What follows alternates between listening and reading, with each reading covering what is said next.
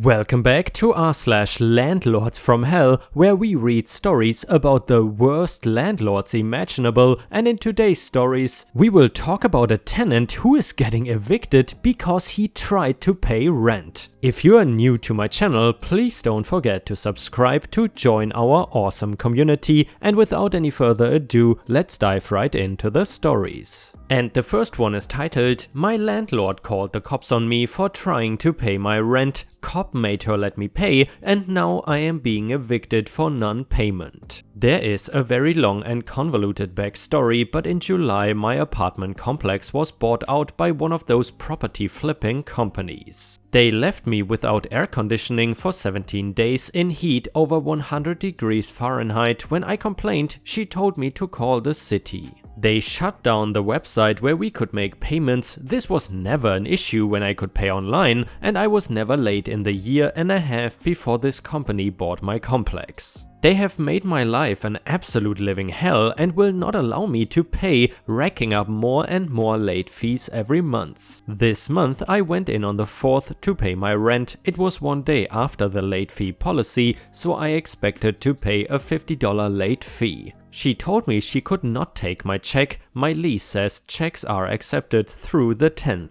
I was already exhausted with her after the air conditioning fiasco and told her I had to pay my rent, and I tried to leave the check with her. She told me she was calling the cops, so I left. I got a knock on my door and thought it would be the cops. It was her. She gave me my check back with a copy of my lease. It said in handwriting on the back that checks are accepted the 1st through 3rd. On the front in typing where I signed, it said checks are accepted through the 10th. I went back in there with the check and tried to show her where it says I could pay by check through the 10th. She would not listen to me. She would not even look at the lease I was pointing to. The cop finally came, talked to me, talked to her, and then told me she said she would make a one-time exception and take my check. I thought this month's hell was finally over. Today, 4 days later, I hear someone trying to unlock my door. I quickly got dressed and went to the door. It was her with her key trying to come in. I asked what she was doing, and she handed me an eviction notice. She said she could not accept my check because I had an NSF before. I have once because they took so long to cash it and I forgot about it. That was my fault, but this is not. My lease also says no checks will be accepted after 2 NSFs. I have only had 1. And by the way guys, if anyone knows what NSF means, please let me know in the comments, because I tried to Google but could not find anything about it. Anyway, my eviction notice says I have until the 11th to get out or they will change the locks. I cannot afford a lawyer and I need help. They are in violation of my lease and tried to enter my property without notice or permission. A cop was here and told her to take my check. What do I do? And a user in the comments said, in every lease there should be a method of payment section that describes the legal method in which you can pay, and they are obligated to make a reasonable effort to provide. If they are not doing that, they are in violation of the lease. AC is also an issue of basic habitability in Texas, and the best thing for you to do is contact the Texas Rental Authority to enforce your rights. They just want to make you leave, but Texas has a lot of tenant rights. And another person said, Texas requires one person at the property management company to be licensed by the real estate board. Call the company and find out who the licensed person is, and file a complaint against their license. When you call, you might let them know why you are filing a complaint against their license. They might back down on their threat to evict you. Do that in addition to the other suggestions about safeguarding your valuables and showing up in court if you are served. And another user said, I'm not a lawyer, however, I do work with property management companies. In addition to preparing and copying the documents for court,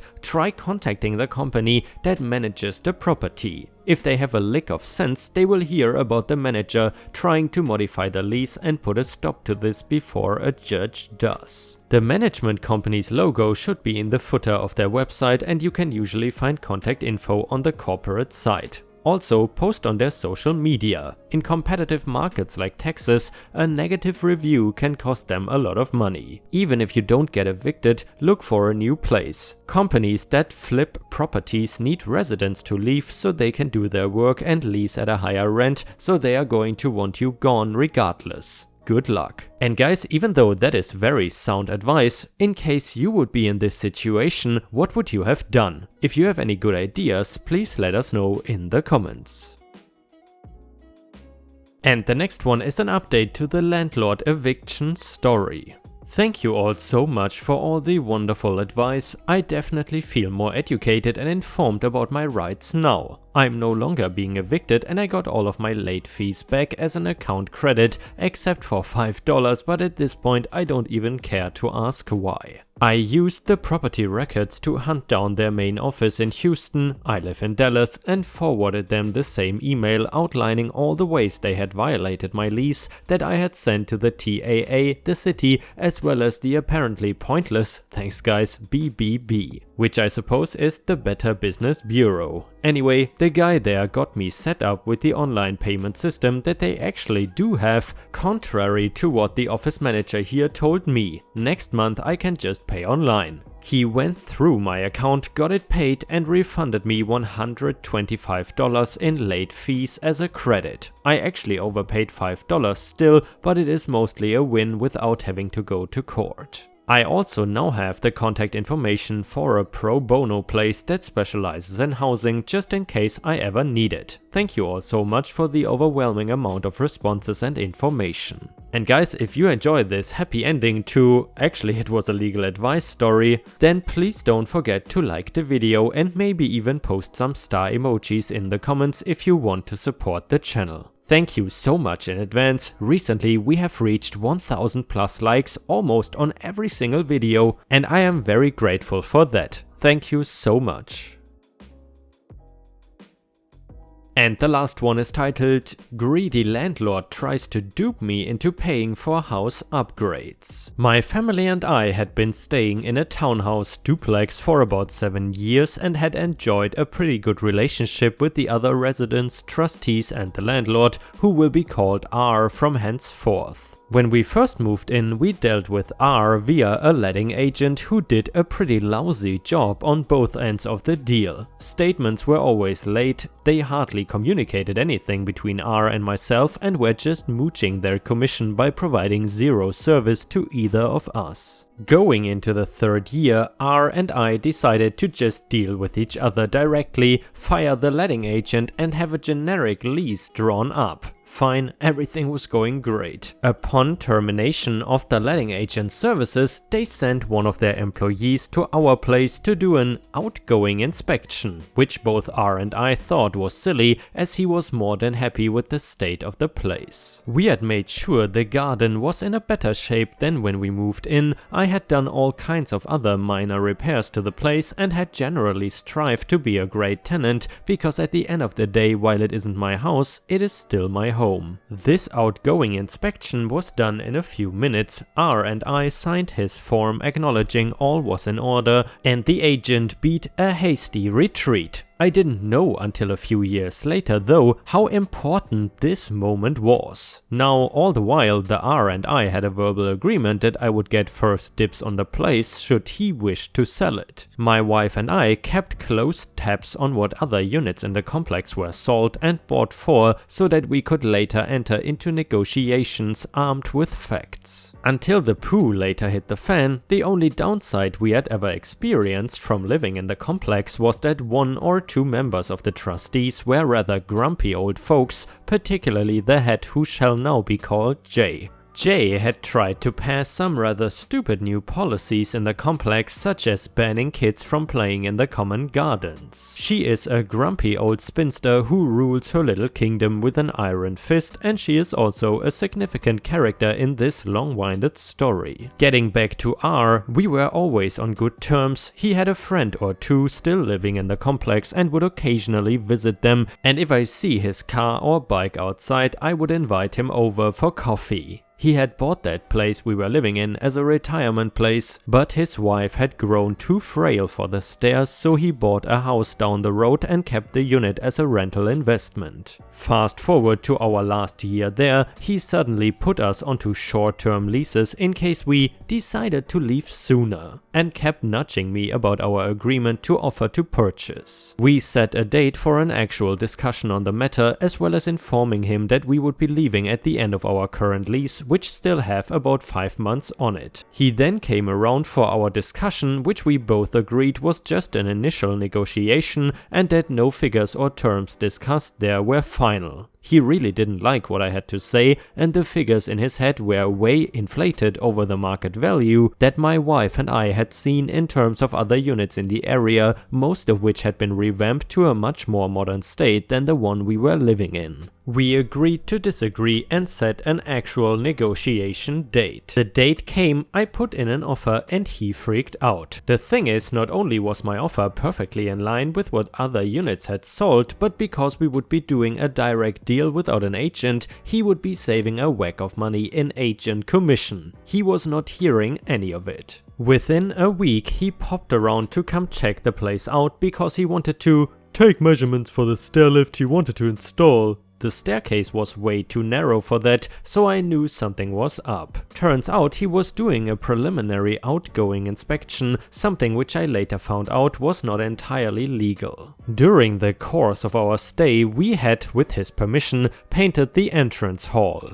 After doing so, he had come over to approve it and complimented my wife on the job. It was a different color to the rest of the house, and my wife had done a great job of making sure it was a professional job. R had now decided that it was a problem, would devalue the entire property and lower the marketability. Not only that, but he then claimed that the color that the rest of the interior of the house was more than likely no longer available, so we would have to repaint everything. He then went out into the garden and told me that the lawn looked terrible. The area I live in is experiencing the worst drought in centuries. Water was strictly rationed and the price of it was skyrocketing. Watering a garden with municipal water was heavily frowned upon back then and is currently completely illegal. Every other garden in the complex had brown grass, as well as every house in the neighborhood. He told me that I would have to pay to have his entire lawn replaced, and next he went outside to where my wife's car was parked and told me